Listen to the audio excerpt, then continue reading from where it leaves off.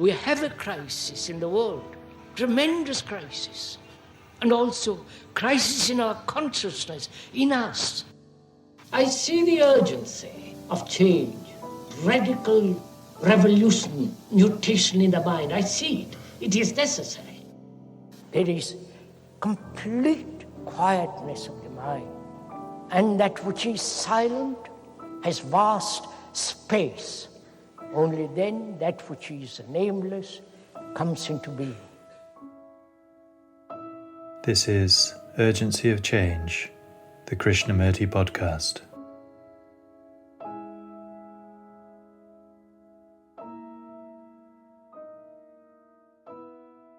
When you live in a state of complete inward uncertainty, you will see that you meet any challenge with clarity and swiftness. Hello and welcome to episode 102 of Urgency of Change. Season 3 of the Krishnamurti podcast continues with the format of carefully chosen extracts from the archives of the philosopher's talks. Each weekly episode focuses on a theme explored by Krishnamurti, and the aim is to represent his different approaches to these universal topics. This week's theme is uncertainty. Upcoming themes are revolution, comparison, and greed. This is a podcast from Krishnamurti Foundation Trust, based at Brockwood Park in Hampshire, UK. Brockwood is also home to Brockwood Park School, an international boarding school offering a personalised, holistic education for about 70 students. It is deeply inspired by Krishnamurti's teaching, which encourages academic excellence, self-understanding, creativity, and integrity. Please visit brockwood.org.uk for more information.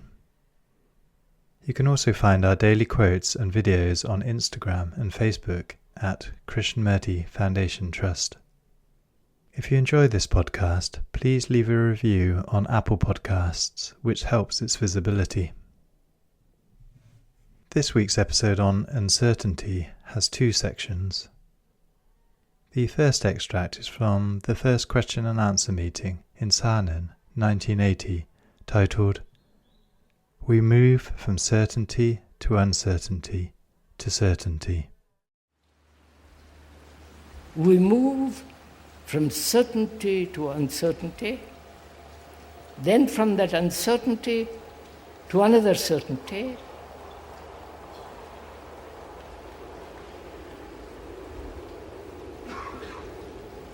trust this person, and then later on discover that he's not worthy of your trust and move to another, and again put your trust in him, then discover he's untrusty. That's our life. Right?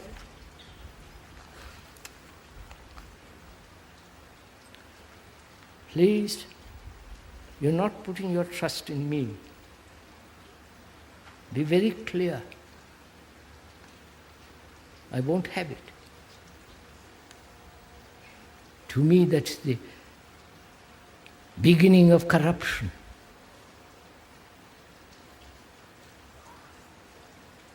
Avoided all one's life, this life, not to be corrupted. I won't be corrupted. So, as I pointed out yesterday, various types of experiments have been made on animals: pigeons, monkeys, rats. And these monkeys, pigeons, and rats, by pressing a button, get their food.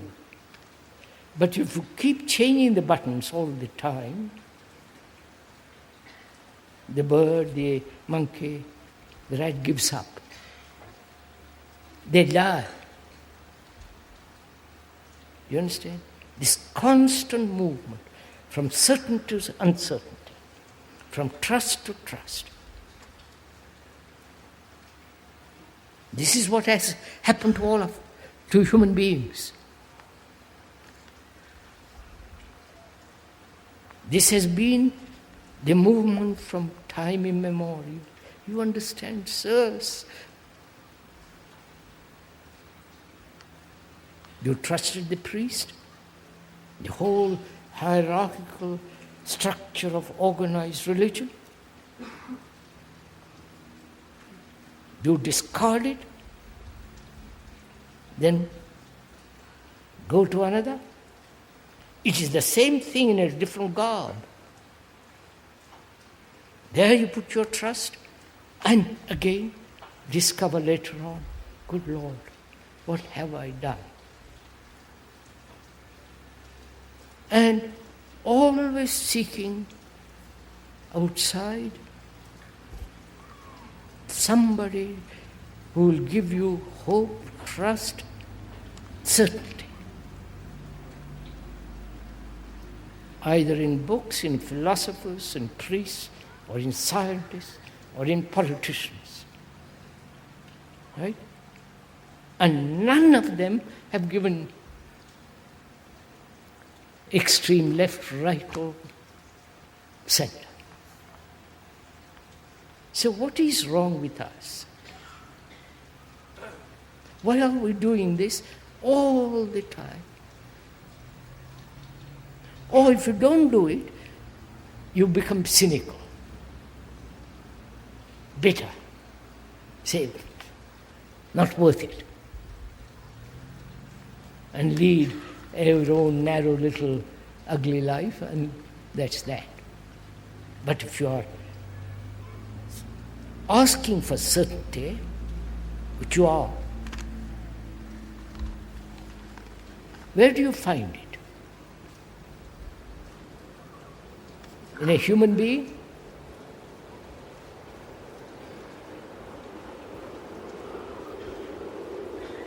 In a priest with his garb and with his mitre, with his all that?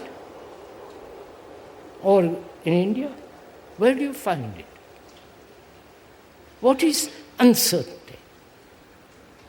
You follow my question? Where do you find it? In somebody else? In idea? In a concept? In the state? You understand what I'm asking? In having plenty of money and feeling completely safe? There's no such person anymore. So where do you seek certainty? Please? If you seek it, you won't find it. Right? Because you have sought it in everything around you. I used to know a man who one day walking,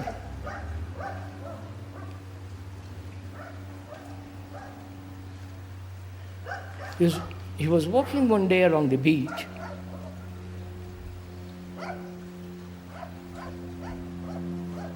let no other dog bark. You know that saying? He's walking along one day along the beach, and he found a piece of wood washed by the sea for many, many, many years. Piece of wood which looked like a human head with face and eyes. It was the most beautiful thing. Polished wood. And he took it home and put it on the mantelpiece. And said, what a beautiful thing that is. I'm glad I found it. And as he looked at it, week after week, one day he put a flower.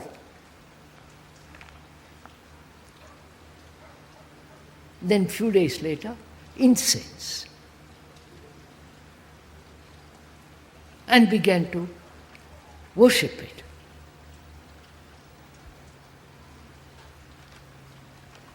and by some misfortune, by the maid or somebody, by misfortune burnt it, pushed it in the fire, burnt it. He came to me and explained to me the whole thing.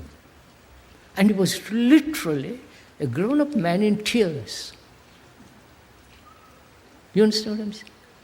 There was his certainty in a piece of wood. So, where do you seek it? If you don't seek it anywhere outside you,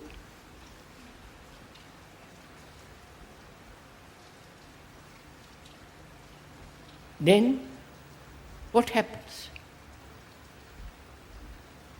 You understand my question? Apply it to yourself. You're sharing this thing together. What happens if you don't seek certainty in anything that thought has created? In God, in illumination, in the whole thing.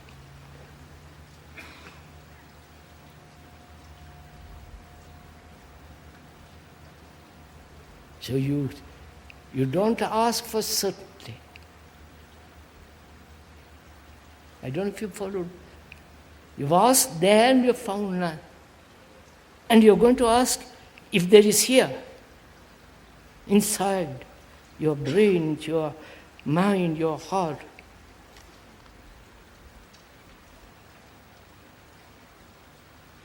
And your brain is volatile. Moving, changing, adjusting, breaking one pattern, taking another pattern. The same phenomenon which was out there is happening inside. I wonder if you understand all this. So, the moment you don't seek certainty, certainty is.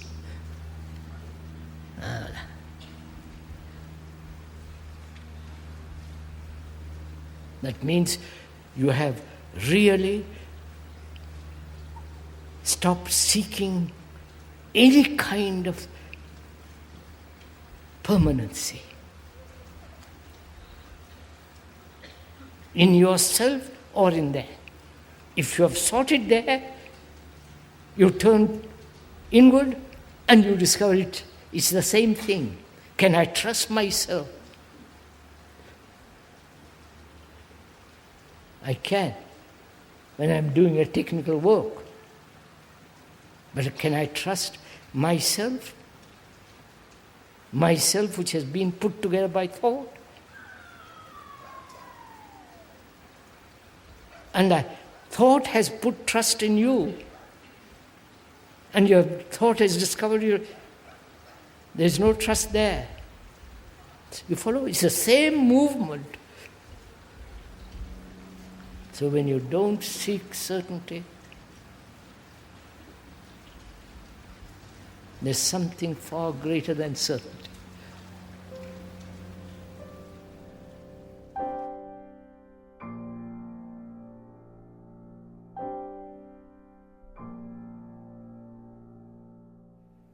The second and final extract in this episode is from the second talk in Bombay, 1964, titled Be Free and Live in a State of Uncertainty. Most of us seek security of some kind because our life is endless conflict from the moment we are born to the moment we die.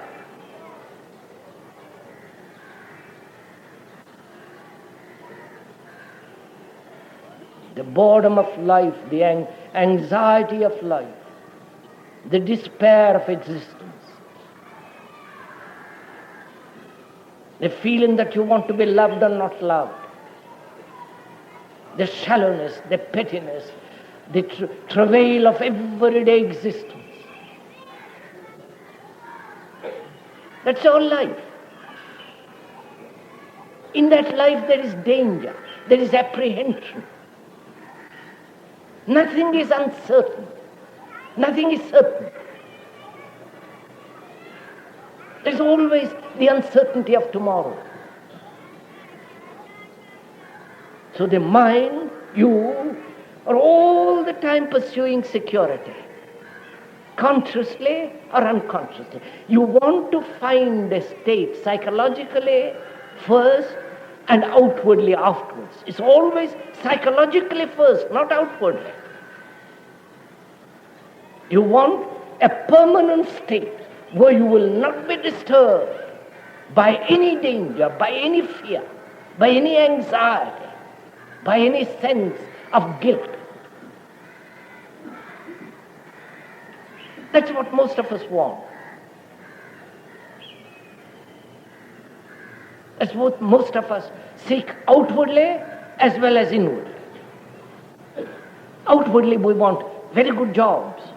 We are educated technologically to function mechanically in a certain bureaucratic or whatever it is.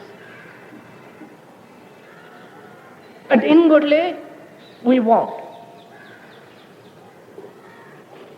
a peace, a sense of certainty, a sense of permanency. In all our relationships, in all our actions, whether we are doing right or wrong, we want to be secure. We want to be told, this is right, this is wrong, don't do this, do that. We want to follow a pattern, because that's the safest way to live. Either the pattern set by you or by another, by society or by guru or by your own ideas and impressions. So there is this constant demand for outward security as well as inward security.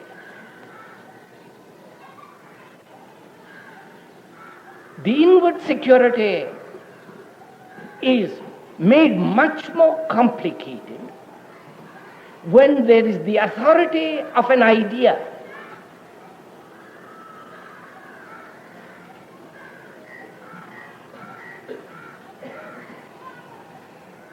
You follow what we mean by an idea. The ideal, the pattern, the example, the formula, and the hero, the example, that is permanent, towards which we are striving. And therefore, there is always a distance between what is and what should be. And therefore, there is a conflict.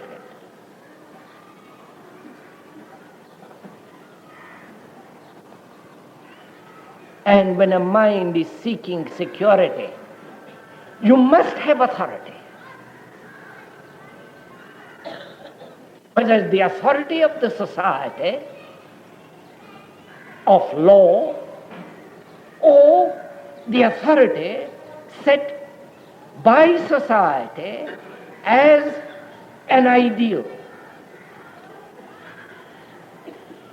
as the person who will tell you what to do and what not to do.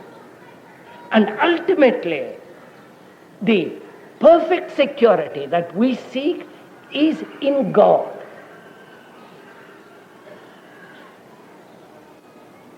That is the pattern according to which we have lived for centuries upon centuries.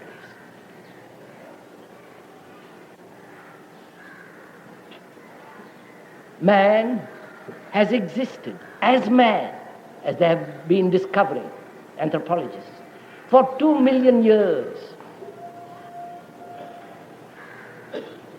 And there are paintings, there are all kinds of things to indicate that man has always been in this constant anxiety, constant fear, constant state of apprehension.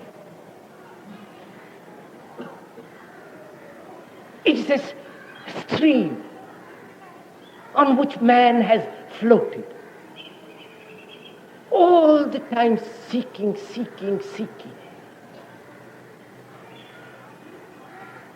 And in the very search establishing the authority of a book, of a person, of an idea.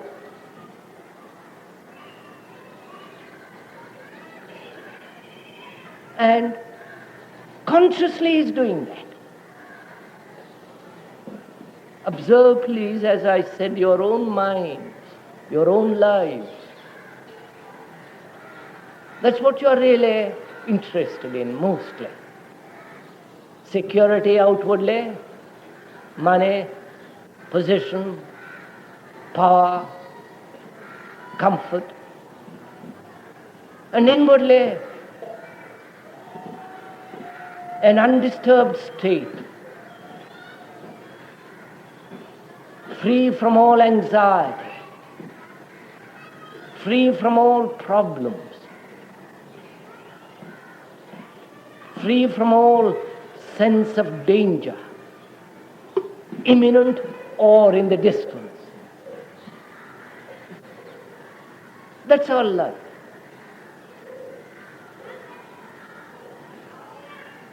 And we have accepted this pattern of existence. We have never questioned it. When we are very disturbed, then we try to run away from it through the temple, through various forms of escapes. We have never questioned and never inquired into our souls whether there is such thing as security. Consciously or unconsciously. And we're going to question it now. You may not like it. You may resist it. Because we are not used to facing things at all. We are not used to looking at ourselves as we are. We'd rather see things that are not there, or imagine things that should be there. Now we're going to look into what is actually.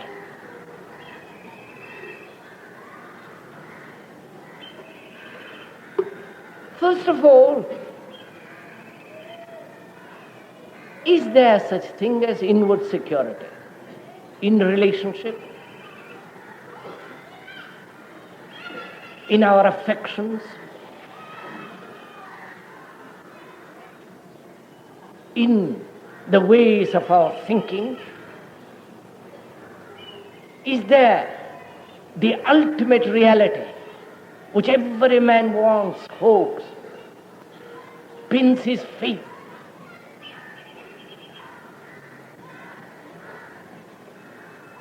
Because the moment you want security, you will invent it. You will invent a God, an idea, an ideal, which will give you the feeling of security. But it may not be real at all. It may be merely an idea, a reaction, a resistance to the obvious fact of uncertainty.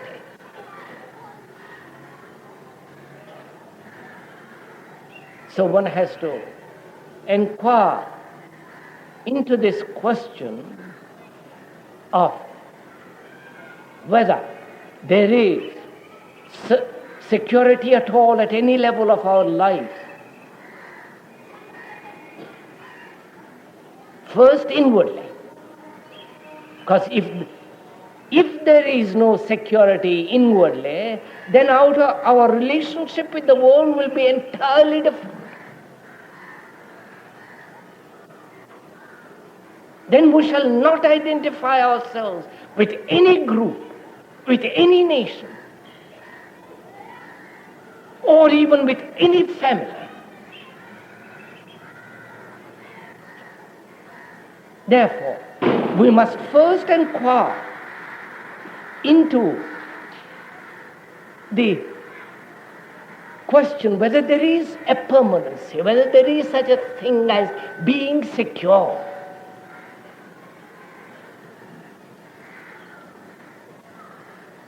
which means that you and I are willing, happily, easily, with a certain hesitancy, to look into ourselves. Because we are bound by authority. Again, outer and inner. The authority of society, or the authority which we have established for ourselves through experience, or the authority given to us by tradition.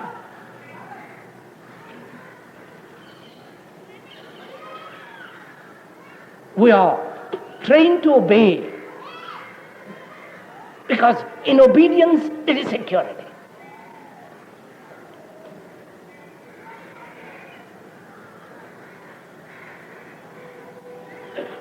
And to find out if there is such thing as security, one must be completely be free from all authority.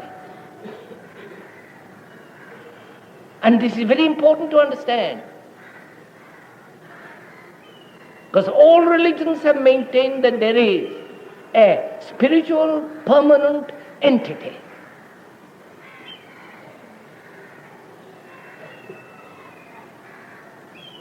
Call it by different names, the soul, the Atman, or whatever you like to call it. All religions.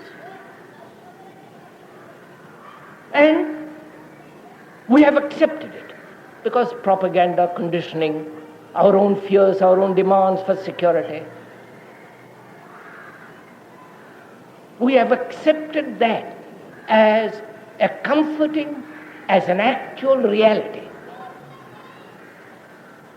And there is the whole world which says there is no such thing.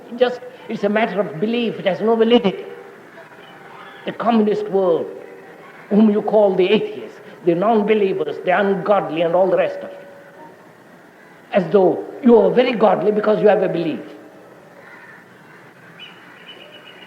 So, a man who would inquire into this question of security must be completely be free, totally, of every form of authority. That is not the authority of law of the state, but the mind that seeks authority or establishes authority in a book, in an idea, in an experience, in knowledge. Please follow all this, consciously or unconsciously.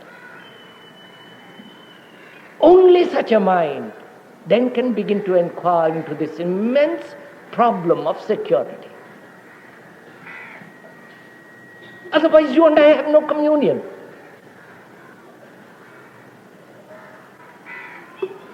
Because I said there is no such thing as security, psychologically. If you try to find security in God, it's your invention. You're projecting your desire in a symbol which you call God. But that has no validity at all.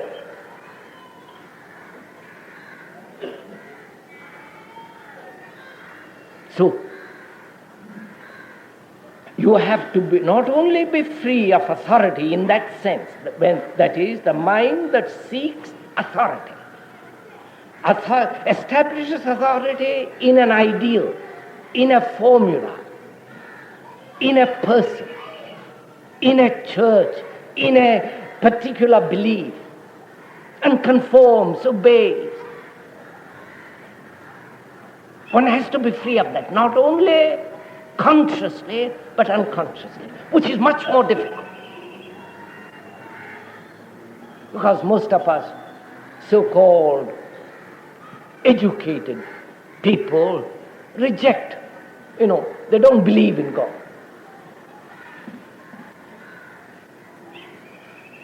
Because it's not very important to them, because they have either a very good job, or they have a fair bit of money, and belief in God is just an old-fashioned idea, and you throw it out of the window, and you carry on. But to inquire into the unconscious and be free of the urge, of the unconscious urge to find authority is much more strenuous. Because the unconscious, I'm not going to it very deeply, I'm going touching it briefly. The unconscious is the past of many thousand years. The unconscious is the residue of the race, of the family, the collective knowledge. The unconscious is the whole tradition, which you may deny consciously, but it's there.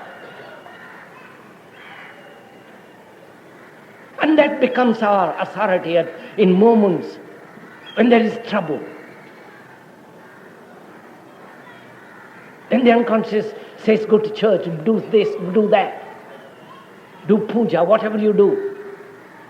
The promptings, the hinting of the unconscious with all the past becomes the authority, and which becomes our conscience.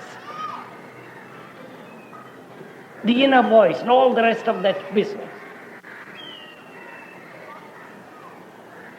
So, one has to be aware of all that, understand it and be free of it in order to find out and to live, in order to find out if there is security and to live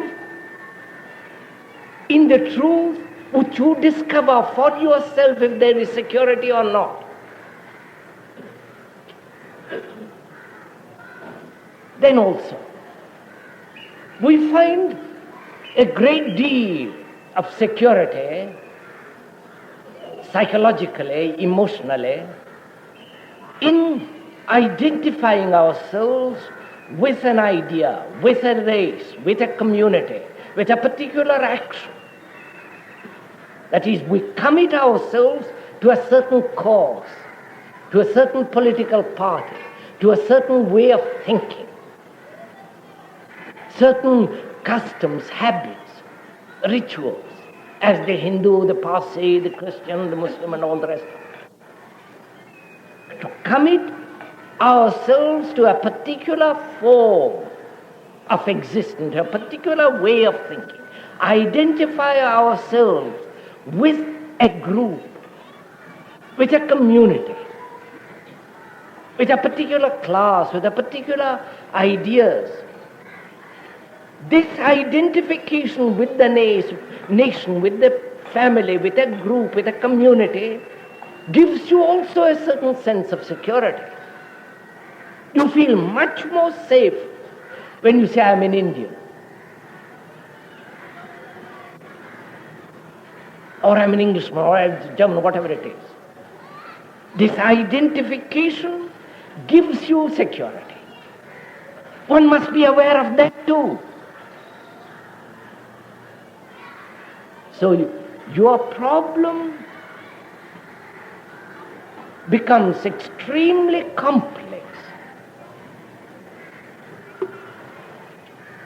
if you do not understand directly the question, not all the side issues, when you put to yourself whether there is security or not. Because it is secure, if it is the desire to be secure when there is probably no security at all, that breeds conflict. If psychologically you saw the truth that there is no security of any kind, at any time, at any level, there is no conflict. Then you move with life, then you are active, creative, volcanic in your actions, explosive in your ideas. There is no, you're not tethered to anything. Then you are living.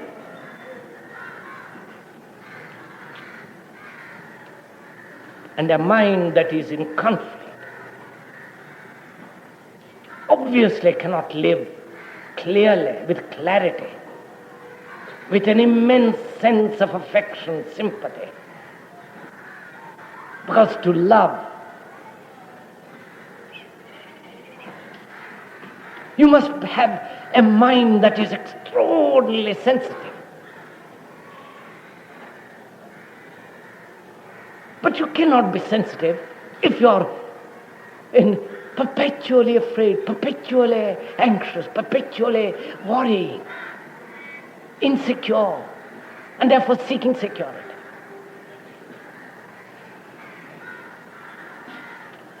And a mind in conflict, obviously, like any machine that is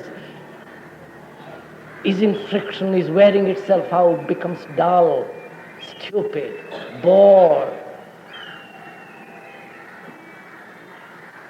So first then, is there such thing as security? You have to find it out, not me. I say there is no security of any kind, psychologically at any level, at any depth. It is not a reality to you. If you repeat it, you will be telling a lie, because it's not true to you. So you have to find it out. And to find it out, because you have to find it out, it's an urgent problem. Because the world is in chaos. The world is in a dreadful condition of despair, violence, brutality. The world you live in, not Russia or China or England or the world around you, the family, the people you come into contact with. That's your world. In that world, if you look deeply and not just casually pass by, you will find this immense sense of despair, anxiety, degeneration, a constant imitation. And to understand this life with all its vastness and the extraordinary beauty and the depth of life, not imaginary depth, imaginary beauty, but actual palpitating, vital, strong beauty of life, existence, living. Your mind must be completely in a state where not a scratch of conflict has remained.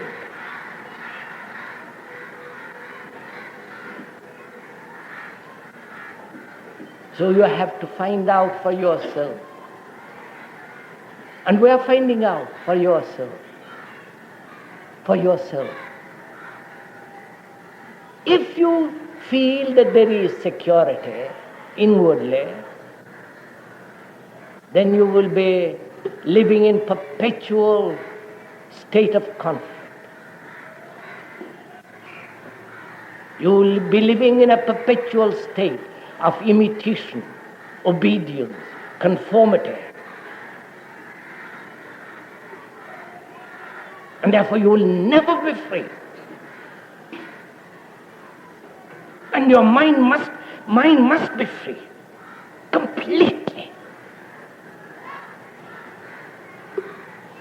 Otherwise it cannot see, otherwise it cannot understand. If it is not free, it cannot see the beauty of a tree, or the loveliness of a cloud, or the exquisite smile on a face.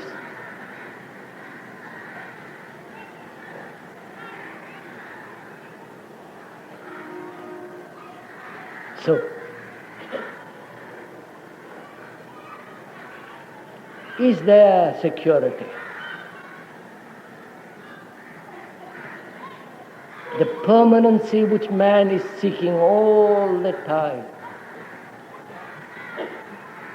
As you notice for yourself, your body changes, the cells of the body change every so often.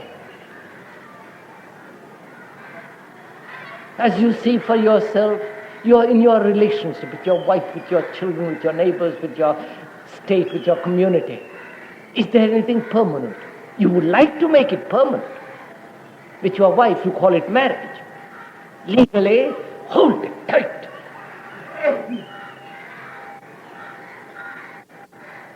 And is there permanency in that relationship? Because if you have invested in that wife or husband permanency, when she turns away or looks at another or dies or some illness takes place, you are completely lost. You have become jealous. You are afraid. You run to the temple, do puja, invite all kinds of nonsense.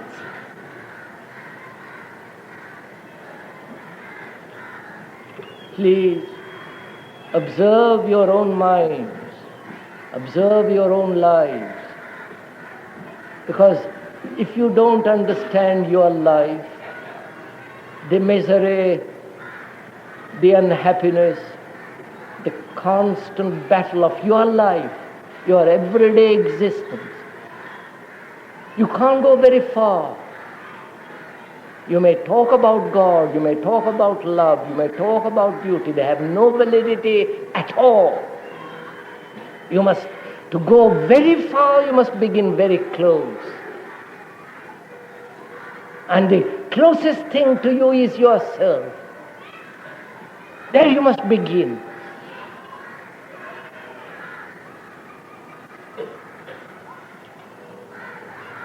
So you have to inquire and find out for yourself if there is such a thing as security, permanency, an undisturbed state.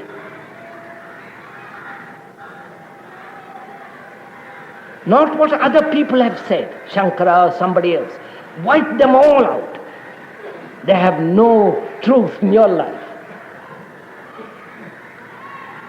They have as much truth as a good detective story.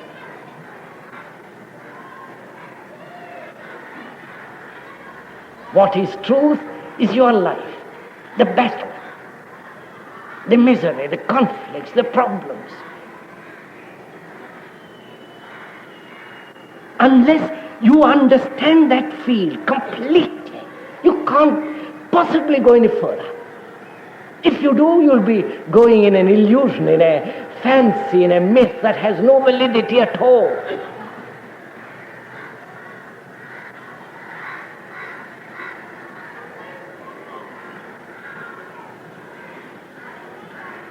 Now, when you begin to inquire,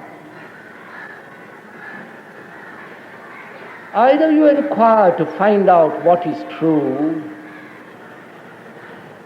what is factual in the sense psychologically, what is actual, not what you would like to be, not what you think it ought to be. The actual state of every human being is uncertainty. The actual state.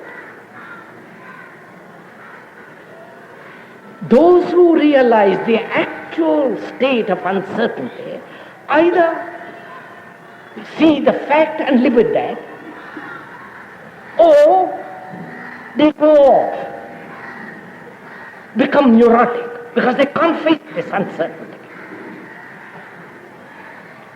They can't live with something that demands an astonishing swiftness of mind and heart.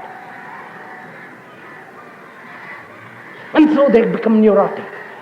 They become monks. They do every kind of fanciful escape. So you have to see the actual and not escape. In good works, good action, going to the temple, talking, the Fact is something that demands your complete attention.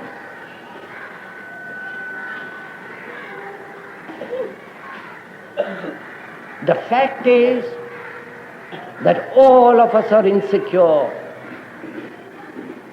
There is nothing secure, nothing certain. Nothing. My son may die, my wife may run away, I may fall ill. Nothing is certain. Now, why don't we accept it and live with that? You know what it means to live with it? Have you ever tried to live with something and not get used to it?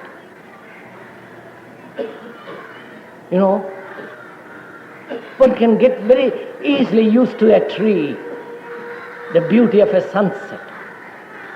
That's very easy. But to live with a tree, to see the sunset every day anew, to see the leaf as though you're seeing it for the first time, with a clarity, with an intensity, with a sense of extraordinary beauty of that leaf. That requires not memory. That requires that you look at it anew each day afresh with an intensity.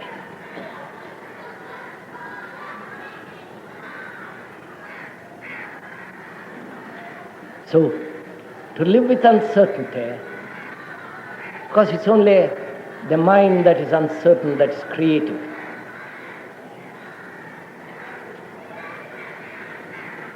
Not the mind that has continuity. Not the mind that is completely secure and then writes a poem. That is too immature, too juvenile. But to live in that state of complete inward uncertainty.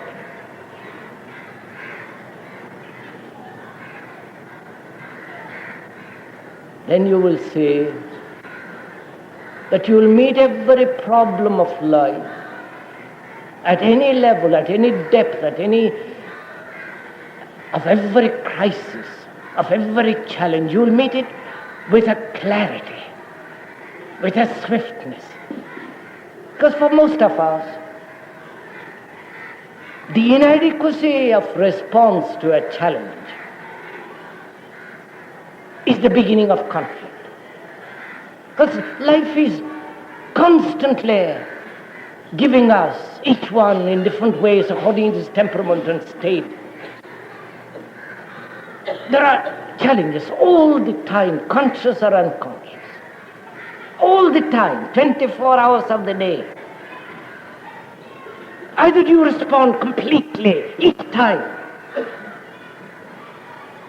and therefore no conflict at all, because your response is completely adequate. And you can't keep this up. You can't keep up for 24 hours responding all the time.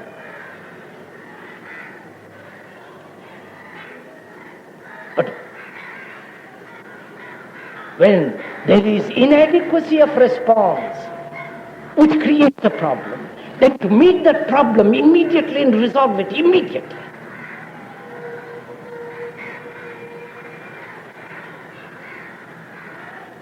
And that can only happen when your mind is completely in a state of movement, untethered, living, vital.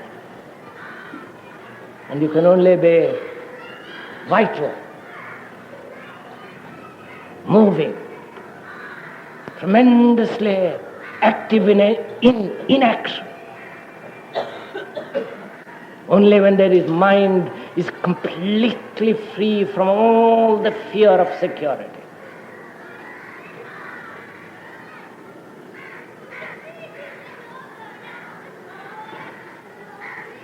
But you see, for most of us, everyday life, going to the office, the family, the sex, the many pleasures, brutalizes us.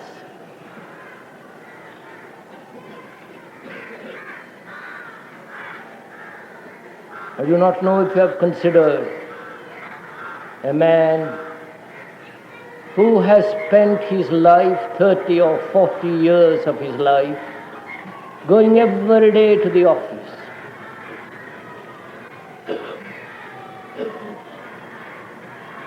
Look at his mind. He can't function any other way except in that. Like a doctor who specializes in a particular disease. His heaven will be that disease. And after spending 30, 40 years,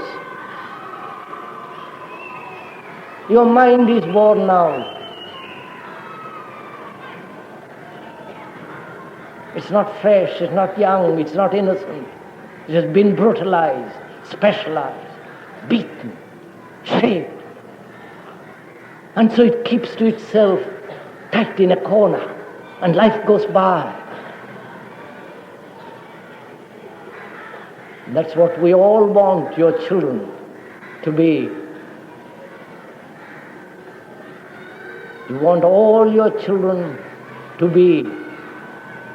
have a good job for the next 30, 40 years, so that they will be dull, stupid, not capable of facing life. That's all we are concerned. There are wars.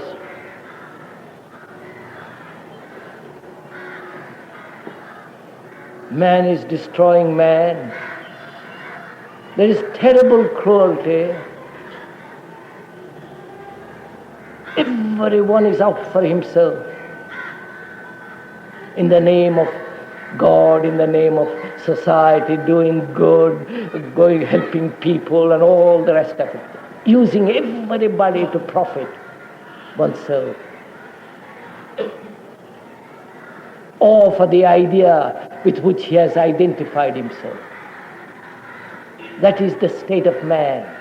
That man, I'm not using the word individual, because individual is something entirely different. There is only individuality, real individuality, when you're alone. When you're completely free from all social, environmental control, shaping. We are men. A human being tortured, caught in this terrible world of misery.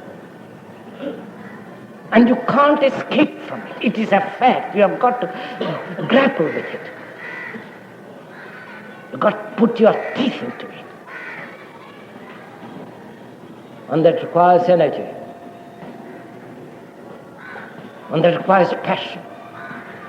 That passion and that energy you cannot possibly have if you waste your life in conflict. So, from the beginning to the end, a mind has to understand this immense problem of struggle, trying to become something endlessly everlasting, and that which we call, and that we consider evolution. To everlasting, to become. Fight. And there is never a moment of actual peace, not imagined peace. Not the peace of stagnation of a mind that says, I have found God, I have found some reality, and I am happy with it. If he has not understood conflict, if he has not understood his being, if he has not gone into himself deeply, widely, with clarity, then he has no peace. do what he will. He may pretend to others. Then he is a hypocrite. But to find that reality, one must completely understand this security and be free and live in that state of uncertainty.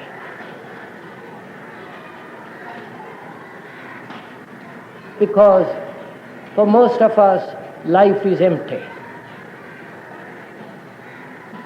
Being empty, we try to fill it with all kinds of things. But if you understand the security and insecurity, you will find as you go into it deeper and deeper. I'm using the word deeper in the sense non-comparatively. Because it's not a question of time. When you understand completely this problem of security and conflict, then you will find, not believe, then you will find for yourself a state where there is complete existence, complete being, in which there is not one sense of fear, no anxiety, not a sense of obedience, compulsion, a complete state of being, a light that does not seek, that has no movement beyond itself.